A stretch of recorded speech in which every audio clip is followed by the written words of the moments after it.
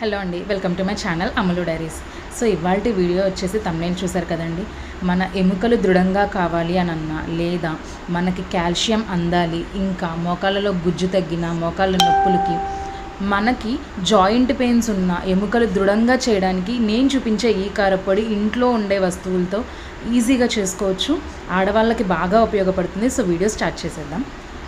First అయితే stove మీద కడాయి పెట్టుకొని దాంట్లో కొంచెం ఆయిల్ వేసుకొని, ఇప్పుడు నేను చూపిస్తున్న కప్పు పావు కప్పు అండి. ఆ పావు కప్పుతో పచ్చిశనగపప్పుని తీసుకొని వేపుకోవాలి.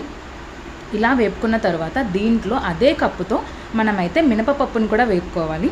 ఈ రెండింటిని కూడా చక్కగా ఎక్కడా పచ్చివాసన లేకుండా మంచిగా వేపుకోండి.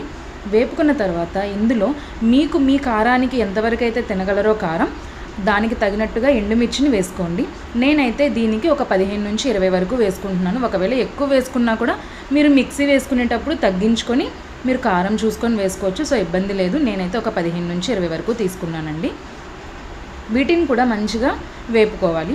ఇప్పుడు దీనిలో కొంచెం అంటే ఒక 10 గింజల వరకు కూడా మెంతులు అయితే వేసుకోండి. మెంతులు అనేది మనకి చాలా బాగా పనిచేస్తుంది. సో ఈ మెంతుల్ని కూడా కొంచెం తీసుకోవాలి. ఇలా మంచిగా అన్నిటినీ వేపుకున్న తర్వాత ఇప్పుడు ఇందులో అదే పావు కప్పుతో ధనియాలు కూడా వేసుకోవాలి. నేను ధనియాల క్లిప్ మిస్ అయిందండి. సో ధనియాలు కూడా ఇందులో వేసుకోవాలి. ఇలా వీటన్నింటినీ వేపుకున్న తర్వాత పావు కప్పుతో మళ్ళీ నువ్వులు కూడా తీసుకొని నువ్వులు కూడా వేసుకోవాలి ఇందులో. వీటన్నింటినీ ఎక్కడా పచ్చివాసన లేకుండా చిన్న మంట మీద మొత్తం అంతా కూడా అన్నీ వేగేలాగా వేపుకోవాలి. ఇందులో ఒక స్పూన్ జీలకర్ర అండ్ ఇంకా కొంచెం అంటే కొంచెం చింతపండు కూడా వేసుకోవాలి. వీటన్నింటినీ బాగా వేపుకొని పక్కన పెట్టేసుకోండి. ఇప్పుడైతే గనక నేను ఇది చూపిస్తున్నది నల్లేరు కాడ అంటారు. మీ అందరికీ కూడా పల్లెటూరులో అయితే బాగా తెలుస్తుందండి. సిటీస్లో ఉన్నా కూడా మనకి గార్డెనింగ్ చేసే వాళ్ళు అయితే కనుక దీన్ని ఈజీగా పెంచుకోవచ్చు. చాలా బాగా పనిచేస్తుందండి. దీంతో ఇంకా రెసిపీస్ కూడా ఉన్నవి. ఫస్ట్ అయితే దీన్ని నల్లేరుని కట్ చేసేటప్పుడు జాగ్రత్తలు కొన్ని ఉంటాయండి. అవి కూడా నేను చెప్తాను. ఏంటంటే ఇది కొంచెం దురదగా ఉంటుంది. మనకి కంద ఎలా అయితే ఉంటుందో అలాగే ఉంటుంది ఇది కూడా. సో మనమైతే ఫస్ట్ దీన్ని తీసుకోవడానికి ఆయిల్ అయితే చేతికి అప్లై చేసుకోవాలి ఫుల్గా. నేనైతే ఆయిల్ అప్లై చేసుకున్నాను కదండి. అలాగా ఆయిల్ అప్లై చేసుకొని దీనిపైన ఉన్న ఘాట్లు లాగా ఉన్నాయి కదా గణుపులకి, అవన్నీ కూడా కట్ చేసుకోవాలండి నీట్గా. నేను ఎలా అయితే చూపిస్తున్నానో క్లియర్గా చూపిస్తున్నాను చూడండి. అలాగా గణుపులన్నీ కూడా కట్ చేసుకొని ఆ పైన ఉన్న దాన్ని అంతా కూడా పీలర్తో అయినా తీయచ్చు, లేదంటే కనుక కత్తితో అయినా కూడా తీసుకోవచ్చండి. చాకుతో కూడా ఇలాగా నీట్గా ఎక్కడా కూడా ఏమీ లేకుండా అదంతా కూడా క్లీన్ చేసేసుకొని కట్ చేసుకోవాలి. నేను మళ్ళీ చెప్తున్నాను, నల్లేరు కట్ చేసేటప్పుడు కంపల్సరీగా మీరైతే కనుక గ్లౌజ్ అయినా వేసుకోవాలి, లేదా నూనె మాత్రం మస్ట్ అండ్ షుడ్గా అప్లై చేసుకోవాలండి. ఎందుకంటే ఆ పసరు మనకి చేతికి తగిలినప్పుడు కంపల్సరీగా మనకైతే దురద అనేది ఉంటుంది. చాలాసేపు అయితే ఉంటుంది తర్వాత. కాబట్టి నేను ముందుగానే చెప్తున్నాను. ఇదైతే కనుక ఆయిల్ అప్లై చేసుకొని కట్ చేసుకోవాలి.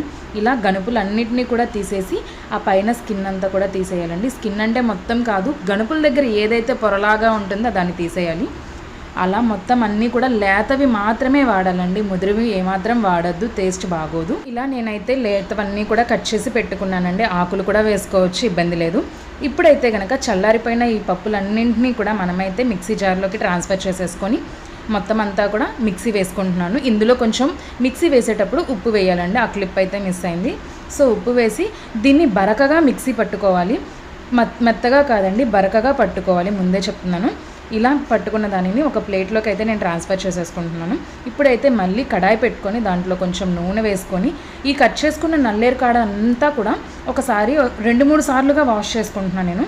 మొత్తం కూడా చూపిస్తున్నాను చూడండి. ఎందుకు ఇలా చేస్తున్నానంటే మనకి దాంట్లో ఉన్న సైడ్ చిన్న చిన్న పొరలుగా ఏవైతే కట్ చేసామో అవన్నీ కూడా ఉంటాయి కదా, అవన్నీ కూడా పోతుంది. అందుకనే వాష్ చేసుకొని నీట్గా ఆరబెట్టుకున్న తర్వాత దీనిని కడాయిలోకి వేసుకొని మంచిగా కొంచెం చింతపండు, అలాగే ఉప్పు, ఇంకా కొంచెం పసుపు వేసుకొని నీట్గా ఎక్కడా కూడా పెద్ద మంట పెట్టకుండా చిన్న మంట మీద పెట్టుకొని మొత్తం అంతా కూడా బాగా వేగేలాగా దీన్ని వేపుకోవాలండి. మళ్ళీ చెప్తున్నాను, నల్లేరు కాడ వేపుకునేటప్పుడు ఒక జాగ్రత్త టిప్ అయితే చెప్తున్నాను. ఏంటంటే చింతపండు వేస్తే కొంచెం త్వరగా వేగుతుంది. అంతేకాదండి, ఇంకా ఏంటంటే ఇప్పుడు నేను చూపిస్తున్న ఈ కలర్లోకి రావాలి. ఏ మాత్రం మీకు ఎక్కడైనా పచ్చిగా ఉన్నా సరే మనం తినేటప్పుడు గొంతులో దురదగా అనిపిస్తుంది. సో నల్లేరు కాడని బాగా పచ్చి వాసన అంతా పోయి కలర్ వచ్చేంత వరకు కూడా వేపుకోవాలి. ఈ జాగ్రత్త మాత్రం కంపల్సరీగా తీసుకోండి. అది చల్లారిన తర్వాత నేనైతే మిక్సీ పట్టుకున్నాను. దీన్ని సపరేట్గా మిక్సీ పట్టుకున్నానండి. ఇలా పేస్ట్ లాగా వస్తుంది. మనం ఏదైతే కారపొడి ఉందో ఆ కారపొడిలో ఇదంతా కూడా మిక్సీ వేసుకున్నది కలిపేసేసుకోవచ్చు. ఇలా మొత్తం అంతా కూడా ప్లేట్లోకి ట్రాన్స్ఫర్ చేసుకొని నేను ఒకసారి అంతా కూడా కలిపేసుకుంటున్నాను. ఇలాగా చూసారా, ఇదైతే కనుక మొత్తం ఇలా కలిపేసుకొని ఫ్యాన్ గాలికి ఆరబెట్టుకుంటే మనం చల్లారిపోయిన తర్వాత చాలా పొడి పొడిగా ఉంటుంది. అండ్ ఇంకా మనకి ఇంకొకటండి, నల్లేరు అంటే ఎలా ఉంటుందో అని చెప్పని చాలామంది డౌట్ పడతారేమో. అస్సలు డౌట్ పడక్కర్లేదండి. ఇది టేస్ట్లెస్, ఎలాంటి టేస్ట్ ఉండదు దీనికి. సో మనం ఎలా అయినా దేంట్లోకైనా వాడుకోవచ్చు. ఇలా అయితే కారపొడి అంతా కూడా చూసారా చాలా పొడి పొడిగా ఉంది. ఇప్పుడైతే దీన్ని 88 కంటైనర్ డబ్బాలో స్టోర్ చేసుకొని బయటే నిల్వ ఉంచుకోవచ్చండి. ఫ్రిడ్జ్లో పెట్టక్కర్లేదు. డైలీ కూడా మనం అన్నం తినే ఫస్ట్ ముద్దలో ఇది కలుపుకొని తినచ్చండి. అన్నంలో తినలేము అని అనుకుంటే ఇడ్లీ లేదా దోశల మీద కూడా వేసుకొని తినచ్చు. నేనైతే చెప్తున్నాను, డెఫినెట్లీ ఇదైతే కనుక ద బెస్ట్ రిజల్ట్స్ ఇస్తుంది. ఒక 3 months కనుక మీరు దీన్ని వాడినట్లయితే డైలీ, ఎవరైతే మోకాలు నొప్పులు బాధపడుతున్నారో లేదా జాయింట్ పెయిన్స్, ఎముకలు బలంగా లేవు అని అన్న వాళ్ళు కూడా కాల్షియం తగ్గిన ఇది అయితే కనుక చాలా బాగా పనిచేస్తుంది. డెఫినెట్లీ ట్రై చేయండి.